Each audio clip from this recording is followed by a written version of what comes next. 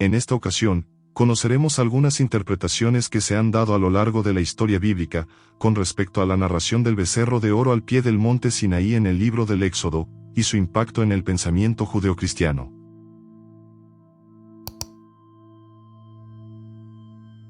En todo el mundo antiguo, los becerros o terneros se hacían presentes en la alimentación común de Medio Oriente, y en los sacrificios ceremoniales de los distintos reinos de la zona, pero también servirían para representar a sus principales deidades, a quienes se les adoraba bajo este símbolo.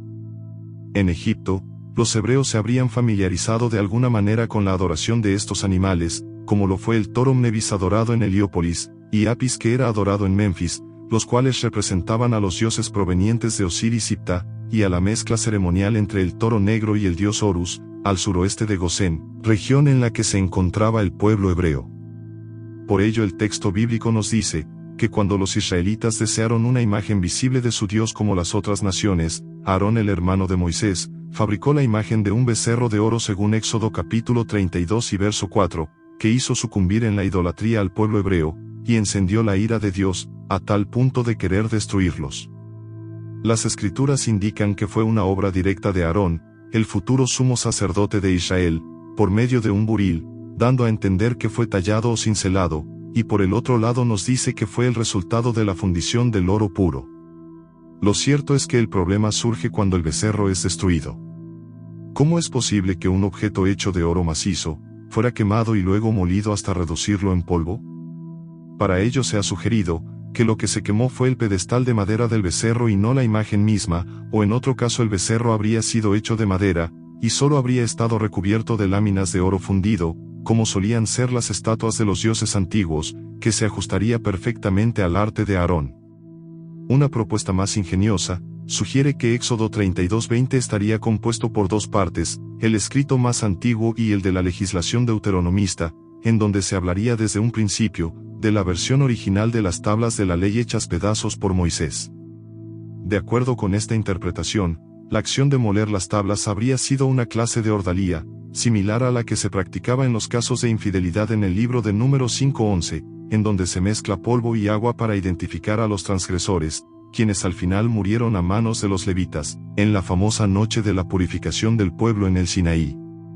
El contexto aclara que la imagen del becerro de oro no representaba a un dios extranjero, sino a Yahvé, el Dios verdadero. En consecuencia, los hijos de Israel no fueron reprendidos y castigados por reemplazar a su Dios por otro, sino por hacerle un ídolo y ponerlo al nivel de los dioses de las otras naciones, como una simple bestia de campo, al cual se le adoraba con fiestas desenfrenadas e inmoralidades sexuales, ante sus ojos. Sin embargo, en la vecina Canaán el toro y el becerro eran animales de Baal o Hadad, y al igual que en Egipto, simbolizaban la fertilidad y la fuerza. Si tenemos en cuenta los estrechos vínculos entre Canaán y el delta oriental egipcio, además de la presencia de muchos pueblos semitas, es posible considerar el caso de la idolatría en el Sinaí, como una mezcla egipcia y cananea, del antiguo culto a los toros y becerros, reduciendo considerablemente los atributos del Dios de los hebreos. Este tipo de cultos también eran rendidos a una variedad de deidades bovinas salvajes, entre los vecinos de los egipcios como de los hebreos. Esto tenía lugar en el Oriente Próximo y en el Egeo, donde se adoraba al Uro, ya sea como bovino lunar o como el animal simbólico del dios semítico, El, considerado como el padre de todos los dioses de Canaán. Un episodio muy similar se da siglos después en el tiempo de los reyes, ya que luego de la ruptura interna del reino de Israel, el príncipe Roboam, el heredero al trono del rey Salomón, estableció su capital en Jerusalén para reinar sobre la tribu de Judá en el año 928 a.C. El resto de las tribus fueron gobernadas por Jeroboam, quien fue el siervo de confianza de Salomón, que huyó a Egipto por un tiempo por miedo a ser asesinado por el rey, a causa de la profecía de Ahías, quien predijo la división de las tribus. Cuando Jeroboam consolidó su reinado, se percató de que él poseía todo el poder político de las 10 tribus que le fueron dadas, pero no el corazón y la lealtad de sus súbditos, ya que estos aún subían al reino de Judá, a adorar y a sacrificar en el templo de Jerusalén. Esta situación le hizo creer que la constante movilización de los israelitas provocaría una rebelión, en donde sus súbditos se volverían al rey de Judá, quien uniría fuerzas para terminar con su reinado y su linaje. Jeroboam, a través de sus consejeros, decidió levantar 2 becerros de oro de fundición, uno en Betel y el otro en Dan, con sacerdotes que él mismo ordenó, aunque no fueran levitas como lo designaba la ley mosaica, con el fin de atraer a las personas que pasaban por estas 2 rutas, que eran las más comunes para llegar al templo. El rey hizo esto a pesar de que Dios le prometió, que si le era fiel, él mismo afirmaría su reinado. Lo que nos lleva a las siguientes preguntas. ¿Por qué la mayoría de los israelitas pecaban fácilmente con la adoración al becerro de oro?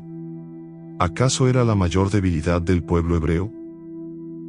Algunos estudiosos han sugerido que la influencia del becerro habría tenido su origen en otras religiones del Antiguo Oriente,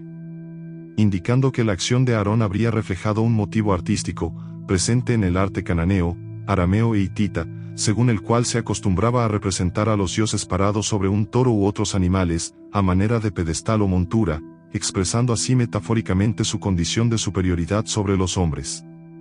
A la luz de esta tradición gráfica oriental, el becerro de oro no habría tenido como propósito representar físicamente a Yahvé, sino antes bien, servir de base para manifestar la presencia invisible de Dios en el campamento hebreo.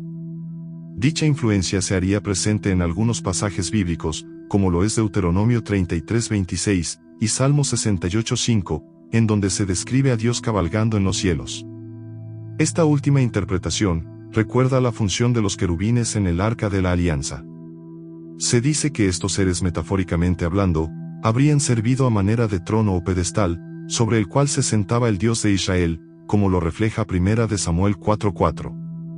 A diferencia de lo que se ha interpretado tradicionalmente, la intención original de los israelitas no habría sido la de construir un ídolo a manera de representación física de Dios, en clara contraposición con la prohibición fijada en los 10 mandamientos, sino solo era la de erigir un pedestal o trono para Dios, manifestando su presencia invisible para aliviar la angustia tras la ausencia de Moisés.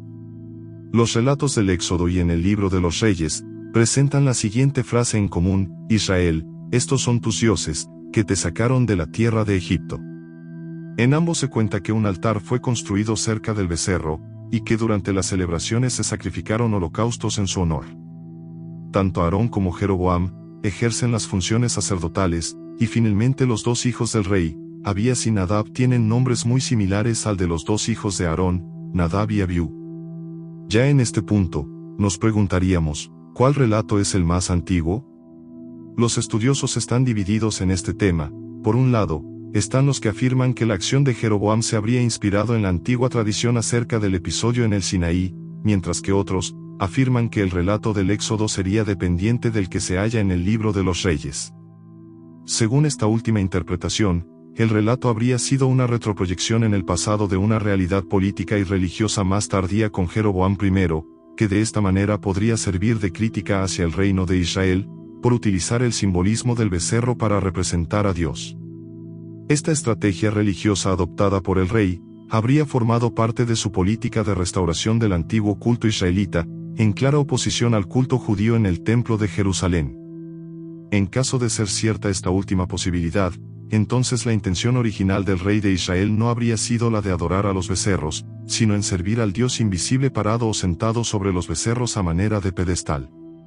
Una prueba de ello sería el hecho de que, a excepción de la crítica del profeta Oseas, los profetas Elías y Eliseo no hacen ninguna crítica acerca del tema. Lo mismo ocurre con el historiador judío Flavio Josefo, que decidió omitir esta historia por completo en sus obras, probablemente por el temor de alentar la propaganda antisemita en el siglo I después de Cristo, que alegaba que los judíos adoraban la cabeza de un asno en el templo de Jerusalén, como lo indica en su obra, Contra Apión.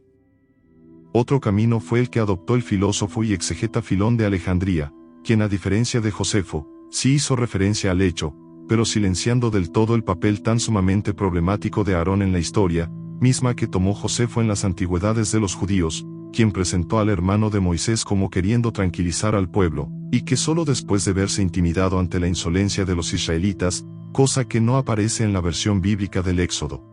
les pidió a los hombres que le trajeran los pendientes de oro de sus mujeres. Asimismo, el autor introdujo en su obra una clara modificación en la versión bíblica, al sugerir que los pendientes fueron arrojados por los hombres y no por Aarón, liberando de esta manera al futuro sumo sacerdote de toda responsabilidad por la fabricación del becerro.